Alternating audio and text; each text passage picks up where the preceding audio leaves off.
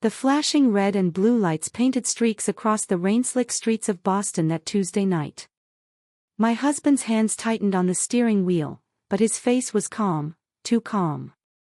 The officer leaned into the window, his flashlight glinting off the driver's license. His expression shifted from routine to something that froze my blood. His jaw clenched, his voice dropped. "Ma'am, do you know who you're married to?" Before I could answer, the metallic snap of handcuffs echoed in the cold night air. At 11:47 p.m., my entire life shattered. I thought I knew the man beside me, the father of my children, the man who kissed my forehead every morning. But in that moment, I realized I had been living with a stranger more dangerous than I could ever imagine. And what I discovered after that night would drag my family into a nightmare darker than anything I'd ever feared. Just 24 hours earlier, our life had looked perfect. The golden light of our Boston home spilled across the kitchen as Mark set 2 glasses of wine on the counter. The rich smell of roasted chicken filled the air while our children's laughter drifted from the living room. Emma, our 17-year-old, was sprawled across the couch with her textbooks, while little Jacob built towers of Legos at her feet. Mark leaned over, kissed the top of my head, and whispered, "Claire, we're lucky, aren't we?" I smiled, believing it with every beat of my heart. "Yes, Mark. We're lucky." But even then, small shadows had already begun to flicker around the edges of our perfect picture. Mark never let me open the safe in his office. He always closed his laptop the second I walked into the room. His late-night phone calls ended in hurried whispers the moment I stepped closer. I brushed those details aside. What wife wants to imagine her husband keeping secrets? Instead, I told myself he was just tired, just stressed, just a man who carried the weight of our family on his shoulders.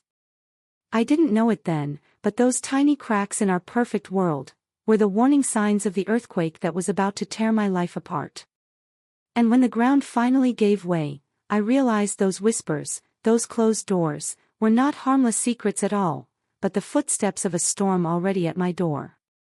At the station, the fluorescent lights hummed overhead, their harsh glow making everything feel colder, sharper. I sat on a hard plastic chair, my hands trembling as I clutched my purse. Mark, no, my husband, was behind a wall of glass, already in shackles, already silent.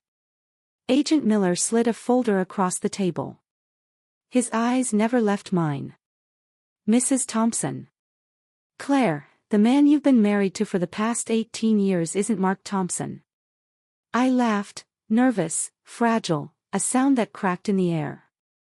"That's ridiculous. He's the father of my children. He's..."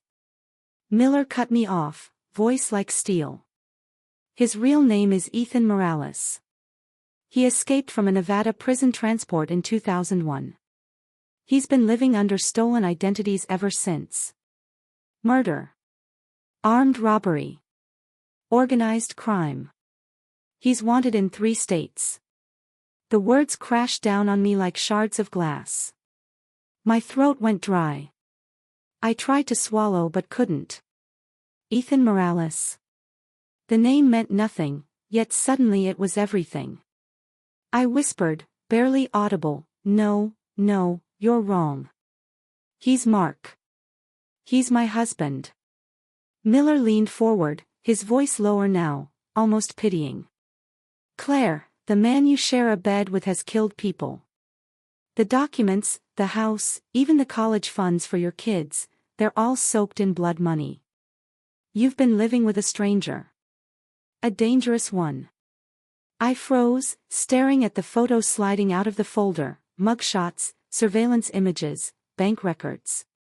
The man in the photos wore my husband's face, but his eyes were colder, emptier, a mask that had fooled me for nearly 2 decades. And in that instant, my world didn't just crack, it collapsed. But I had no idea that discovering the truth was only the first step, and that the real danger was already closing in on me and my children. The next morning, federal agents stormed through our Boston home, the very place where I had once believed love lived in every corner. Flashlights cut through the familiar rooms, turning warm memories into cold evidence. The laughter of my children still seemed to echo in the walls, but now it clashed with the metallic snap of gloves, the ripping sound of tape sealing boxes, and the low murmur of agents cataloging my life as evidence. I stood frozen in the kitchen doorway, clutching the same ceramic coffee mug Mark, Ethan, had used every morning for 18 years. My hands shook so violently the rim chipped against the counter. "Ma'am, please step aside," one agent said, pulling photo frames from the wall. I watched helplessly as family pictures, birthdays, graduations, vacations, were dropped into evidence bags. My life, reduced to evidence tags and chain of custody forms. Then Agent Miller pulled open the locked safe in Mark's office. Inside weren't insurance policies or tax documents, but bundles of cash wrapped in rubber bands, passports with different names, and ledgers filled with numbers written in a hand I knew all too well. Miller's voice was clinical, but every word pierced like a blade. "These funds trace back to contract killings. The down payment on your home, money from an armored car robbery in Nevada. The college accounts. Drug trafficking proceeds. Mrs. Thompson, your entire life was financed by blood." My knees buckled. I slid down against the wall, clutching that chipped mug, staring at the empty chair where Ethan had once read Jacob bedtime stories. Inside my chest, grief and rage collided. How could I have been so blind? How could I let my children grow up in a house built on lies? But as the agents carried out more boxes, computers, files, even Jacob's piggy bank, I realized something far more terrifying. If Ethan had built our home on violence and blood, then the people tied to him would not let us walk away alive. The interrogation room smelled faintly of disinfectant and burnt coffee. Agent Miller placed 2 photographs on the metal table, Emma walking out of her high school, Jacob holding his backpack in front of the playground. My blood turned to ice. "These were taken last week," Miller said, his tone steady but urgent. "Ethan's associates know who your children are. And with his arrest, they will see your family as a liability." I pressed my shaking hands against the table. "Please, they're just kids. My kids. They haven't done anything." Miller leaned in, his eyes sharp. "Which is exactly why we need you, Claire. You lived with him. You know his routines, his secrets. If you cooperate, we can protect you and your children. If you don't," he let the silence finish the sentence. The clock ticked loudly on the wall. Each second hammered inside my skull. My mind replayed Emma's laughter, Jacob's Lego towers scattered across the living room floor. Could I risk their lives by saying no? I whispered, voice breaking, "You want me to betray the man I thought I loved. You want me to become a liar, just like him." Miller didn't flinch. "No, Claire. I want you to survive. I want your children to survive. This isn't betrayal. This is the only way out." I buried my face in my hands. The weight of it all crushed my chest. To become an informant meant living every day as prey in the same world of predators my husband belonged to. To refuse meant signing my children's death warrant. Finally, I lifted my head. My eyes burned with tears but also with something fiercer, resolve. "Tell me what I have to do." Miller slid a small black box across the table. Inside lay what looked like an ordinary hair clip, sleek and harmless. "It's not just a clip," he said softly. "It's a recorder.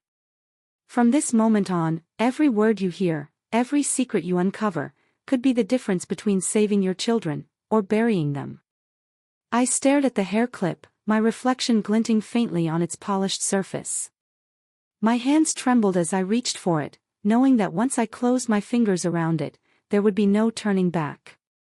And as the metal touched my skin, a single thought screamed in my mind: had I just saved my family, or delivered us straight into hell? The county jail visiting room felt nothing like the movies. Fluorescent lights buzzed overhead, casting everyone's skin in a sickly, pale glow.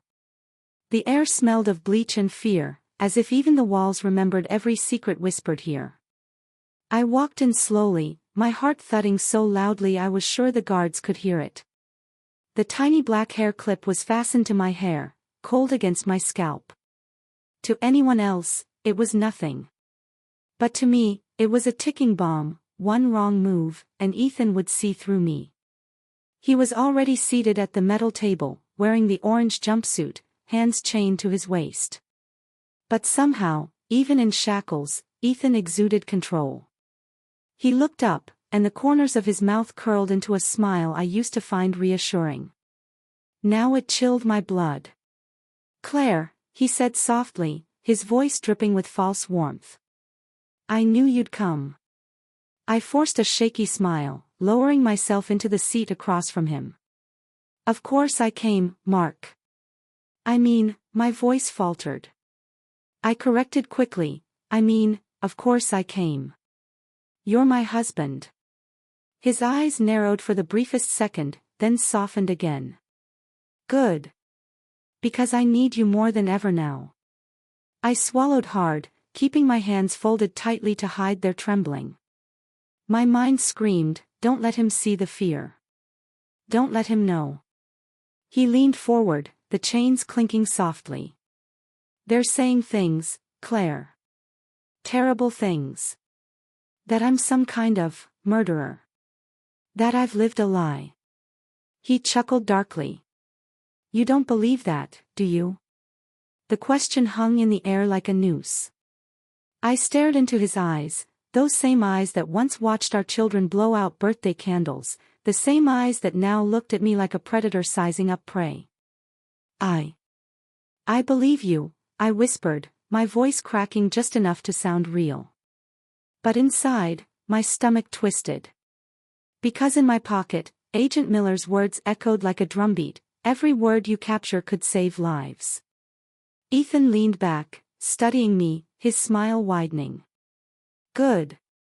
Then I'll tell you everything you need to know. About the money, the people, the things I've done." My blood ran cold. He was opening the door to his secrets, and my tiny hair clip was recording every word. But as his voice grew darker, describing unfinished business, I realized something terrifying. Ethan wasn't just reminiscing. He was planning. And the next target might already be chosen. It was just after sunset when the phone rang. The house felt too quiet, Emma upstairs studying, Jacob sprawled on the rug with his toy cars. The sound of that single, sharp ring made my stomach knot. I answered. The line crackled, then a calm male voice, "Mrs. Thompson, you should really keep a closer eye on Jacob." I froze. My gaze shot to the living room. He was right there, humming to himself. But then the man's words slithered through the line. "Check your front porch." Hands trembling, I opened the door. A plain white envelope lay on the doormat. I ripped it open. And the world stopped. Inside was a photograph. Jacob. Walking out of school earlier that afternoon. His backpack slung over one shoulder, the angle taken from across the street, blurry but deliberate. My knees nearly gave out. The photo shook in my hands as bile rose in my throat. I gasped into the phone, "Leave my children out of this." The man chuckled, low and chilling. "That depends on you, Claire. Ethan may be in chains, but his friends, we're still watching. Always watching." Click. The line went dead. I collapsed against the wall, the photograph sliding from my fingers. Every instinct screamed at me to run, to grab my children and disappear. But Agent Miller's warning came back, sharp and merciless. "If you try to run, you'll only make them kill faster." My mind spun. I pressed my forehead to my knees, fighting back sobs. How could I protect them? How could I pretend to be strong when inside I was already breaking? From upstairs, Emma's voice floated down, ordinary and innocent. "Mom, is dinner ready?" The sound of her voice nearly shattered me. I forced myself to answer, steady, calm, as if nothing had happened. Because that's what survival demanded, lies layered over fear. I picked up the photograph again, staring at my son's small frame frozen in time, a target marked by shadows. And in that moment, I knew one truth: the real war hadn't even begun. The enemy wasn't just Ethan anymore, it was an entire network that wanted my family erased. The restaurant smelled of polished wood and expensive wine. Candlelight flickered across white linen tables, soft jazz humming in the background. To anyone else, it was the perfect setting for a quiet dinner. But for me, every shadow felt like a threat.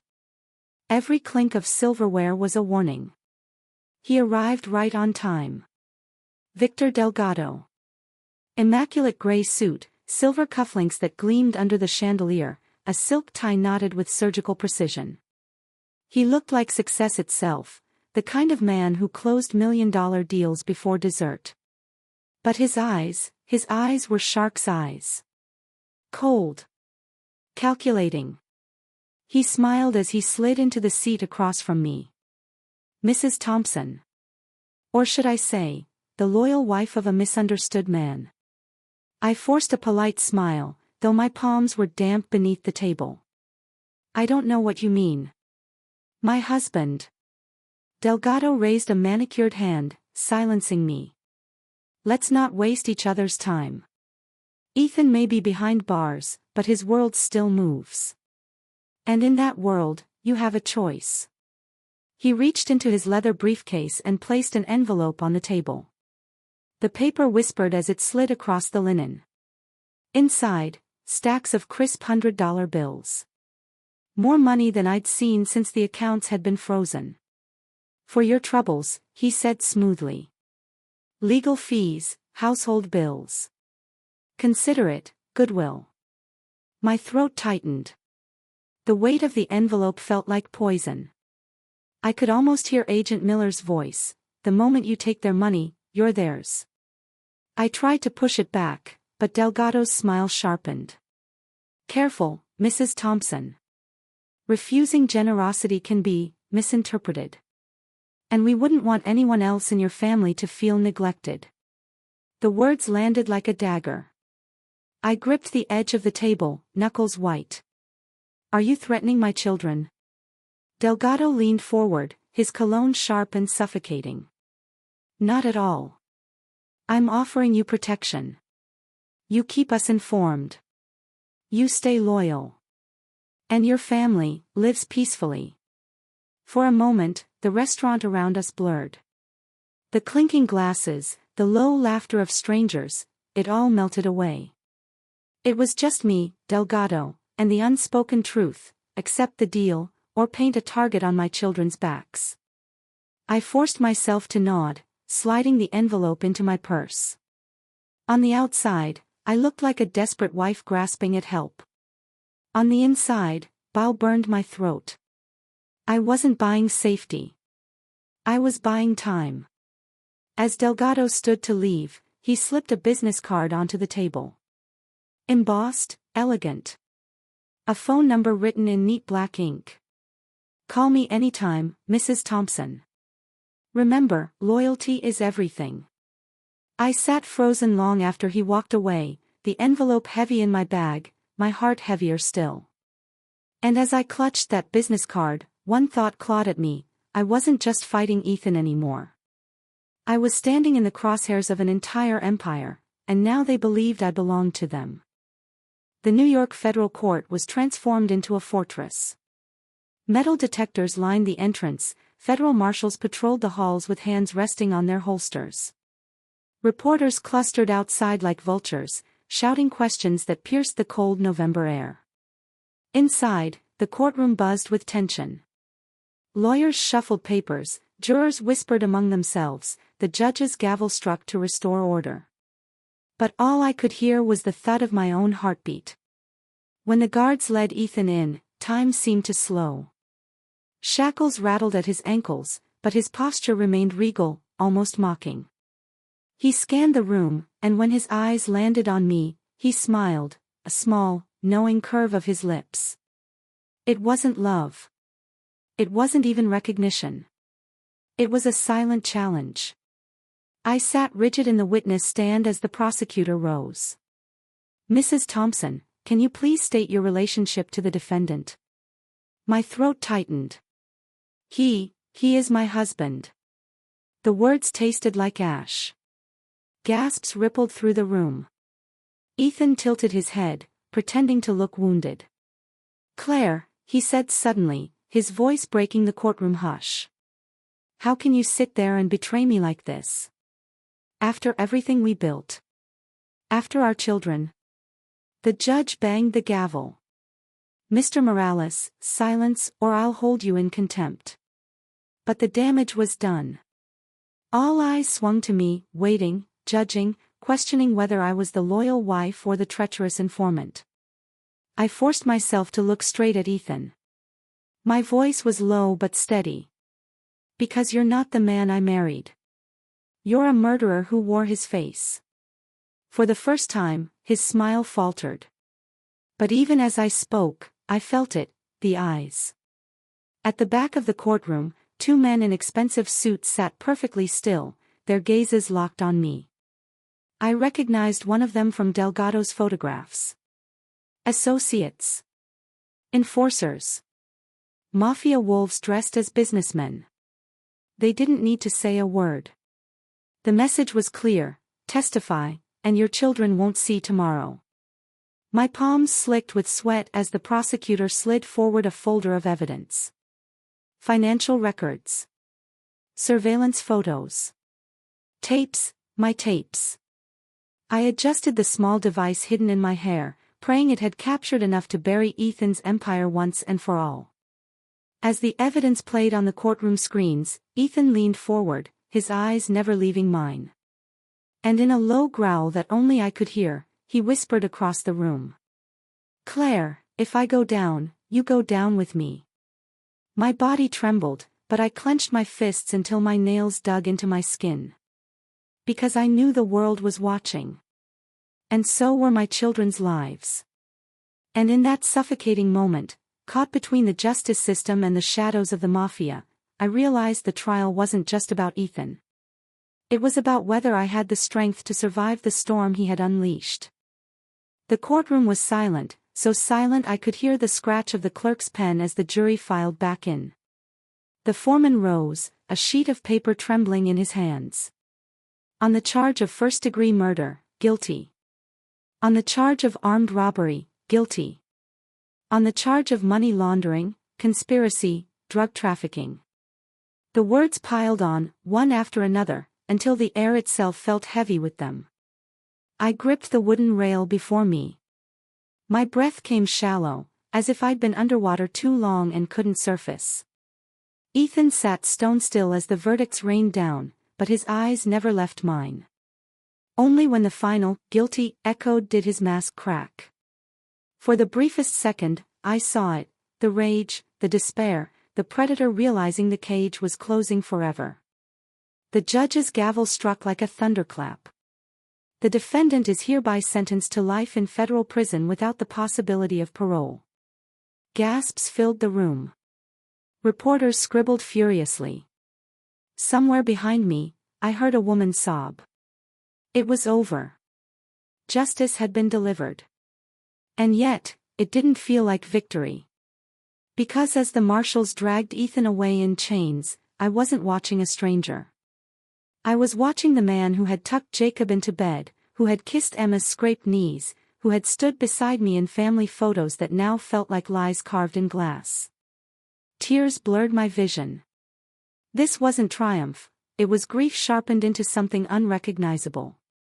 When the gavel struck for the last time, everyone else saw justice. But I saw the ruins of my life. A home seized, bank accounts frozen, friends who would never look at me the same. My children branded by their father's sins.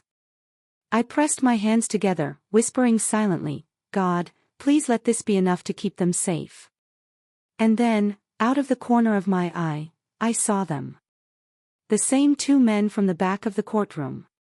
Suits immaculate, expressions calm, eyes fixed on me like a hunter marking prey. Justice had caged Ethan. But the shadows around him. They were still free. And in that moment, as Ethan disappeared through the courtroom doors, I realized the real question wasn't whether justice had been served, but whether my family could survive the price it demanded. The house was gone. The cars, the savings accounts, even the wedding album, all seized, boxed, or tainted by blood money. What remained was what mattered most: Emma, Jacob, and me. The first nights were the hardest. Emma cried herself to sleep, whispering that every happy memory felt like a lie. Jacob asked me if his father had ever loved him, and I had no answer that wouldn't break his heart further. But slowly, painfully, we began to stitch our lives back together. We moved into a modest townhouse on the outskirts of Boston. The walls were bare, the furniture secondhand, but for the first time in years, the air felt clean. No hidden safes. No whispers behind closed doors. Just us. One morning, sunlight streamed through thin curtains as Emma made breakfast. She laughed, a real laugh, not forced, and Jacob joined in, milk spilling across the table. For the first time, their laughter didn't feel like a mask. It felt free. I watched them and thought, we are scarred, but we are still alive. And that means we can heal. I found work again, using the same skills Ethan had twisted for crime: financial analysis, records, details, but now in service of justice. Helping other families rebuild after fraud and deception. Turning my nightmare into someone else's survival guide. Emma threw herself into her studies, determined to pursue law. "I'll make sure men like him never get away again," she said with fire in her eyes. Jacob, still young, began to talk about becoming an FBI agent like Agent Miller. Their anger was turning into purpose. We planted a small garden in the backyard. Tomatoes, basil, wildflowers. Watching green shoots push through the soil became a quiet reminder: life returns, even after fire. Some nights, when fear crept back in, I still checked the locks twice, still jumped at shadows. But then I'd hear Emma humming upstairs or Jacob asking for a bedtime story, and I'd remember, we weren't defined by what Ethan destroyed. We were defined by what we chose to build again. I sat on the porch one evening, the sky painted gold and violet, and whispered to myself. We may have lived in a house built on lies. But from here on, we will live in truth. Even if it's harder, even if it's smaller, it will be ours. And it will be real. And in that fragile piece, I realized, survival wasn't the end of my story. It was the beginning of something new. A chance to rise from ashes, not just alive, but stronger. The camera lingers on Claire. No courtroom. No flashing police lights. Just her, sitting on a modest porch, the evening sun bathing her face in warm gold. Her eyes are tired, but steady. She leans forward, looking straight into the lens, as if she's speaking directly to you. Her voice is soft, but unshakable. For years, I believed love was enough. I trusted so blindly that I ignored the shadows at my own doorstep.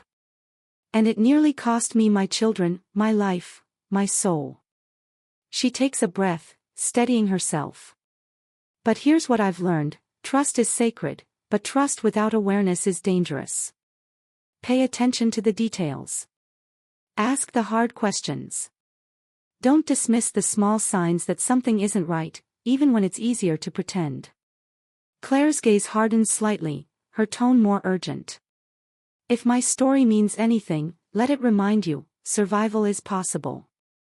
Healing is possible. Even after the deepest betrayal, even after living inside a lie, there is a way back to truth. And that truth, painful as it is, will set you free. She picks up a small potted flower from the porch railing. A fragile bloom, swaying in the evening breeze. Like this flower, we grow again. Not in the soil we once knew, but in something new, something honest. That's the gift hidden inside every tragedy, the chance to rebuild. Then her eyes soften, glistening as if she's holding back tears. Now I want to ask you. If you were me, what would you have done?